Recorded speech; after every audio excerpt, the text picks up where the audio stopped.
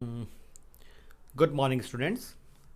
श्री रतनलाल कांवरलाल पाटनी राजकीय स्नातकोत्तर महाविद्यालय किशनगढ़ के YouTube channel CCE Raj Kishangarh पर आप सभी का स्वागत है। मैं महेंद्र कुमार वर्मा, सहायक आचार्य व्यावसायिक प्रशासन विभाग।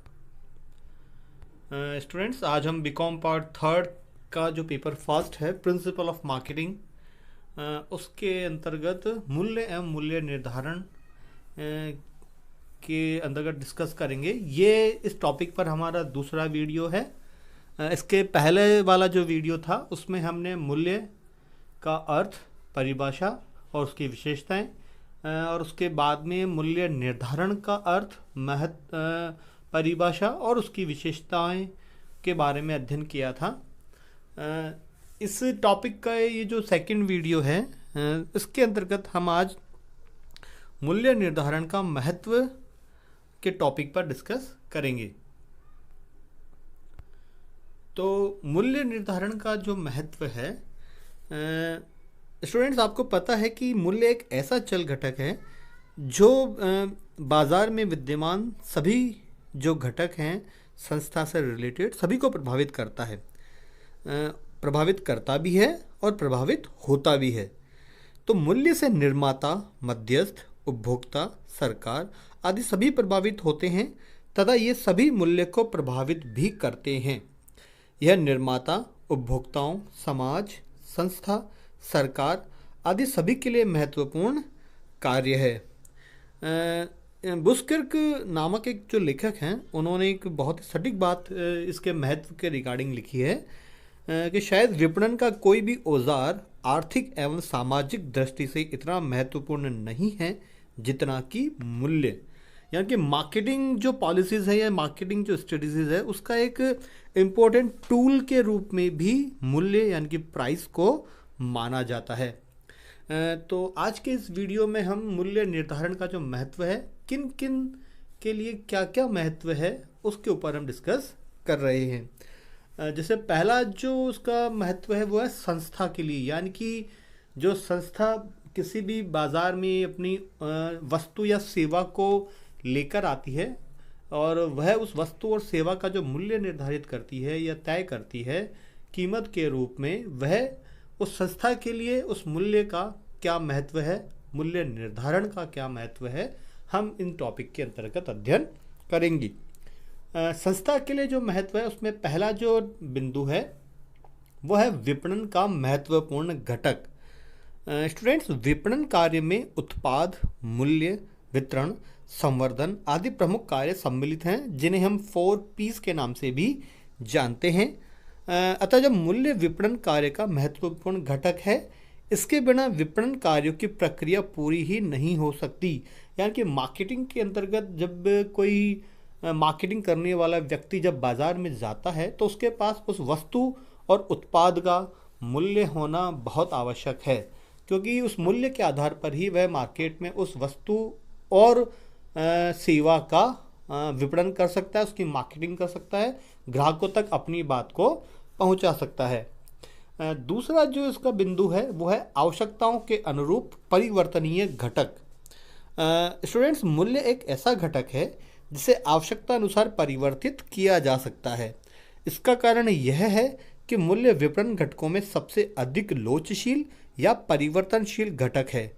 प्रसिद्ध जो एक विद्वान हैं कॉटलर, फिलिप कॉटलर, उन्होंने इसके बारे में लिखा है कि मूल्य भी विपणन मिश्रण के सर्वाधिक लोचशील घटकों में से एक है। मतलब मार्केटिंग मिक्स के जो 4Ps हैं उसमें जो अपन बात करें उत्पाद की, मूल्य की, वितरण की, संवर्धन की, उसमें से जो मूल्य है वो सबसे लोचशील है। मतलब इसको मांग के अनुसार और ग्राहकों की बाजार में जो आपकी वस्तु या सेवा की मांग है उसके अनुसार इसको परिवर्तित आसानी से किया जा सकता है।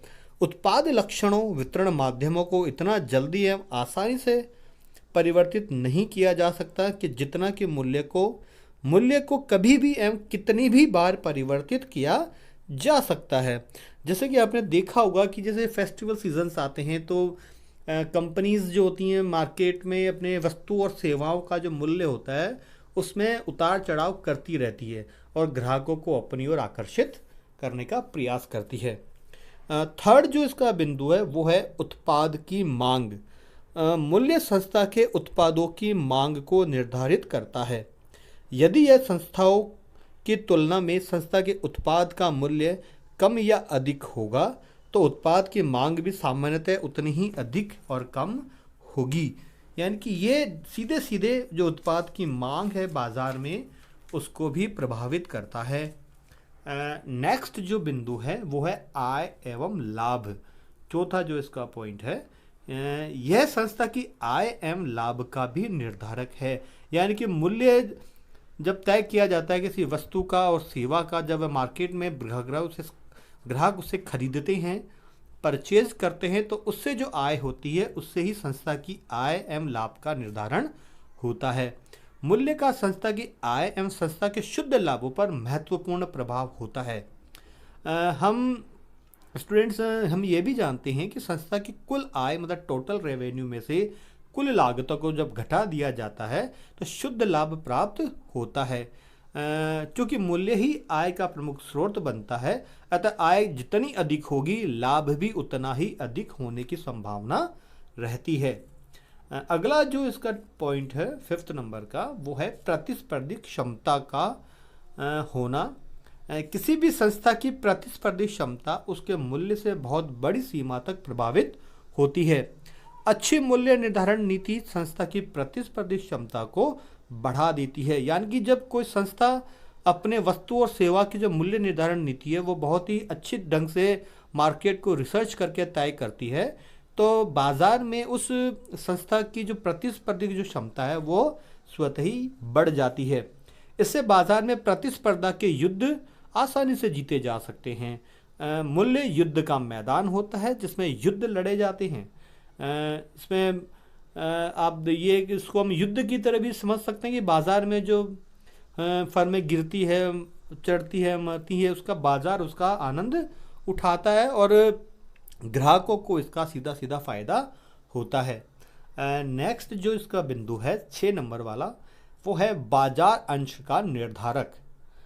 मूल्य इसलिए भी महत्वपूर्ण है क्योंकि यह किसी भी संस्था के बाजार अंश को भी निर्धारित करता है। उचित मूल्य एवं मूल्य नीति को अपनाकर कुल बाजार में संस्था के भाग या अंश को अधिकाधिक किया जा सकता है।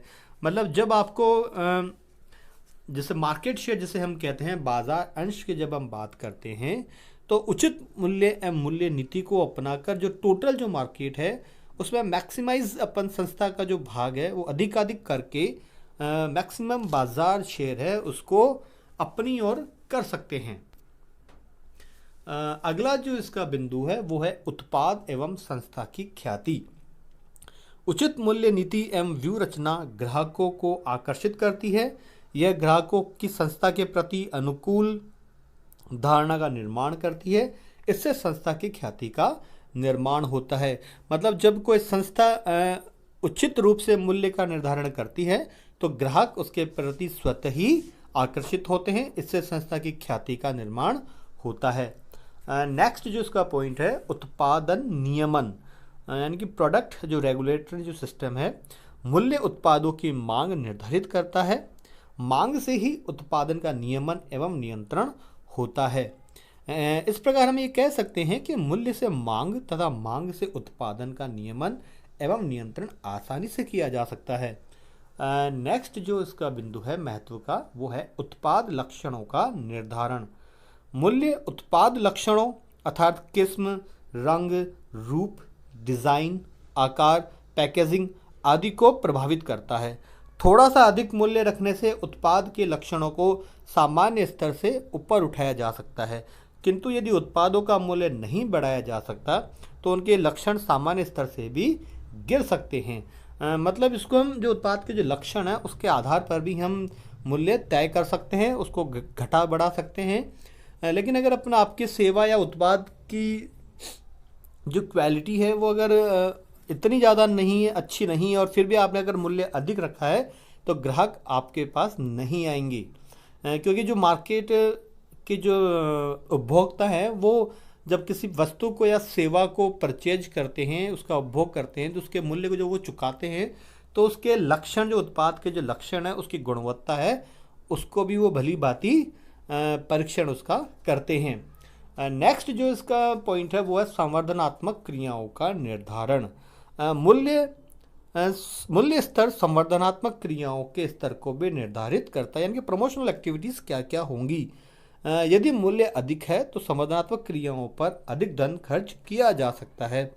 कम मूल्य की दशा में प्रमोशनल एक्टिविटीज़ का गुणात्मक एवं परिमाणात्मक दोनों ही स्तर गिर सकता है और ग्राहकों तक वो जो प्रमोशनल जो एक्टिविटीज़ है वो सही समय पर या अच्छे ढंग से, प्रभावी ढंग से नहीं पहुंचेगी, तो ग्राहक उस वस्तु को या उस सेवा को तुरंत प्रभाव से खरीद नहीं पाएंगे।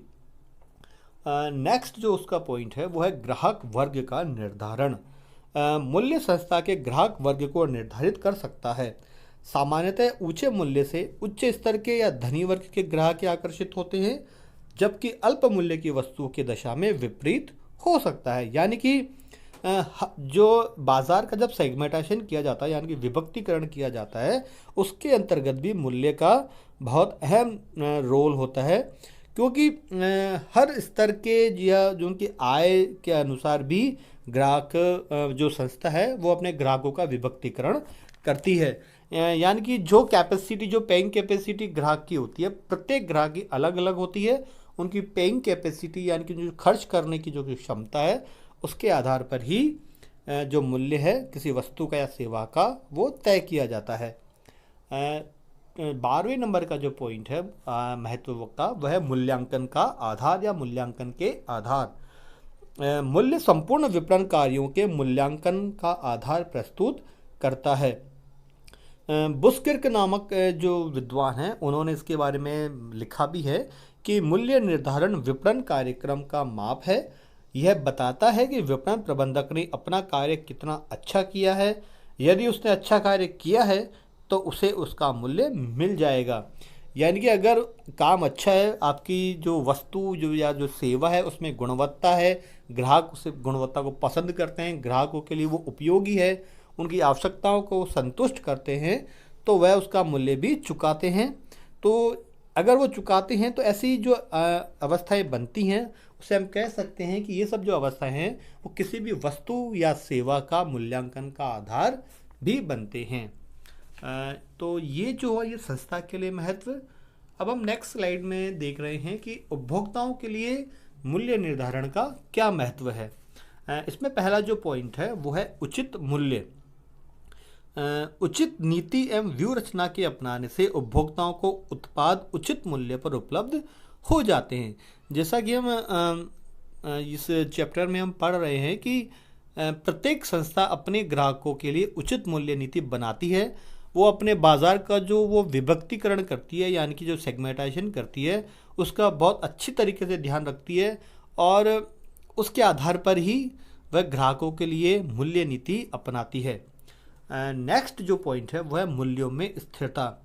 उचित मूल्य नीति एवं व्यूह रचना से उपभोक्ताओं को मूल्यों में अधिक उतार चढ़ाव का सामना नहीं करना पड़ता। इससे उनका बजट संतुलित बना रहता है। यानी कि अगर आपने जो मूल्य निर्धारण की जो नीति है या जो स्ट्रेटेजी है वो अधिक अच्छी बनाई है तो उसमें ज़्यादा उतार चढ़ाव नहीं करने पड़ते। तो जो ग्राहक है उनका जो बजट है वो भी संतुलित बना रहता है और मूल्यों में स्थिरता रहती है। ग्राहक आपसे जुड़े रहते हैं। अगला क्रय नियोजन यानी कि परचेज प्लानिंग। उचित एवं स्थायी मूल्य नीति से उपभोक्ता अपना क्रय नियोजन कर सकता है। वह अपने पास उपलब्ध राशि से अधिकाधिक वस्तुओं के क्रय का नियोजन कर सकता है। यानी कि जो भी बचत एक आम व्यक्ति करता है अपनी लाइफ में या अपनी डे टू डे लाइफ में, उस बचत के आधार पर ही वह उसे क्या वस्तु खरीदनी है, उसकी आवश्यकता के अनुसार वो अपनी क्रय नियोजन की प्लानिंग कर सकता है बाजार में उपलब्ध वस्तुओं के मूल्य को देखकर। अगला जो पॉइंट है वो है तुलना में सुविधा। मूल्य उपभोक्ताओं को तुलना यानी कि कंपैरिजन करने में भी सुविधा प्रदान करती है। मूल्यों के आधार पर विभिन्न ब्रांड के वैकल्पिक उत्पादों में आसानी से तुलना की जा सकती है। यानी कि जब हम कोई वस्तु या सेवा का हम उपभोग करते हैं और हमारे पास में अगर बहुत सारे विकल्प मौजूद हैं तो हम मूल्य के आधार पर उनकी तुलना कर सकते हैं और उनकी गुणवत्ता और उसकी उपयोगिता के आधार पर मूल्यों की तुलना करके जो वस्तु या सेवा है वैकल्पिक रूप में सबसे अच्छी साबित होती है, उसे जो ग्राहक है वो आसानी से उसको परचेज कर लेता है। नेक्स्ट जो इसका पॉइंट है वो है उपयोगिता या किस्म का अनुमान। स्टूडेंट, सामान्य उपभोक्ता मूल्य के आधार पर उत्पाद या सेवा की उपयोगिता या किस्म का अनुमान लगाता है। सामान्यतः अधिक मूल्य की दशा में यही माना जाता है कि उत्पाद या सेवा उच्च किस्म की होगी, जबकि कम मूल्य के उत्पाद या सेवा की दशा में विपरीत धारणा पाई जाती है। कई बार ऐसा होता भी है कि उपभोक्ता को यह निर्णय करने में सुविधा होती है कि उसे किस किस्म का उत्पाद या सेवा क्रय करनी है, यानी कि वो उसकी जो क्वालिटी है उसको भी चेक करके, उसकी गुणवत्ता चेक करके, उसकी यूटिलिटी चेक करके भी अपने लिए उसे वस्तु को खरीदना है या नहीं खरीदना है उसका भी वो निर्धारण करता है। नेक्स्ट जो महत्व है वो है अर्थव्यवस्था के लिए महत्व, यानी कि प्रत्येक देश की जो इकोनॉमी है उसके लिए मूल्य निर्धारण का क्या महत्व है। पहला जो इसका पॉइंट है वो है अर्थव्यवस्था का नियमन। मूल्य अर्थव्यवस्था का नियमन करता है। इसी से संपूर्ण अर्थव्यवस्था में उत्पादन, वितरण, राजस्व एवं राष्ट्रीय आय आदि का निर्धारण होता है। यह देश के संसाधनों का समुचित वितरण करता है। यानी कि जब ये जो एक क्या कह सकते हैं इसको, वित्तीय जो चक्र है जो मार्केट में चलता है, तो इससे संपूर्ण अर्थव्यवस्था में जो इसके घटक हैं जैसे उत्पादन, वितरण, राजस्व, नेशनल इनकम, ये सभी इसी चीज़ से निर्धारित होता है कि संस्थाओं ने अपने वस्तुओं और सेवाओं का क्या मूल्य निर्धारित किया है और उस मूल्य को उपभोक्ता परचेज करने के लिए तैयार होते हैं। एंड नेक्स्ट जो उसका बिंदु है वो है संसाधनों का मूल्य निर्धारण। उत्पादन के जो प्रमुख संसाधन हैं भूमि, श्रम, साहस एवं पूंजी, इनका पारिश्रमिक या प्रतिफल मूल्य स्तर से ही प्रभावित होता है। यानी कि जो संसाधन एक संस्था प्रयोग करती है उस संस्था का क्या मूल्य होगा उसका भी आधार मूल्य निर्धारण ही होता है। अगला है संसाधनों एवं अर्थव्यवस्था का विकास। मूल्य स्तर संसाधनों भूमि, श्रम, साहस, पूंजी आदि को आकर्षित करता है तथा इसकी उपलब्धि को भी निर्धारित करता है। उचित मूल्य स्तर इनकी उपलब्धि को बढ़ाता है तथा संपूर्ण अर्थव्यवस्था का विकास करता रहता है। नेक्स्ट जो इसका पॉइंट है वो है मुद्रास्फीति का नियंत्रण।